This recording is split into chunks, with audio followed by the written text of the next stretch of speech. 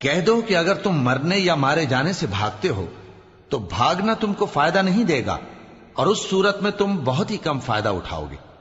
کہہ دو کہ اگر اللہ تمہارے ساتھ برائی کا ارادہ کرے تو کون تم کو اس سے بچا سکتا ہے، یا اگر تم پر مہربانی کرنا چاہے تو کون اس کو ہٹا سکتا ہے۔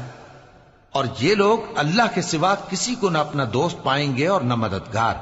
اللہ تم میں سے ان لوگوں کو بھی جانتا ہے جو لوگوں کو منع کرتے ہیں اور اپنے بھائیوں سے کہتے ہیں کہ ہمارے پاس چلے آؤ، اور وہ لڑائی میں نہیں آتے مگر کم، یہ اس لیے کہ تم سے بخل کرتے ہیں۔ پھر جب ڈر کا وقت آئے تو تم ان کو دیکھو کہ تمہاری طرف دیکھ رہے ہیں، اور ان کی آنکھیں اسی طرح پھر رہی ہیں جیسے کسی کو موت سے غشی آ رہی ہو۔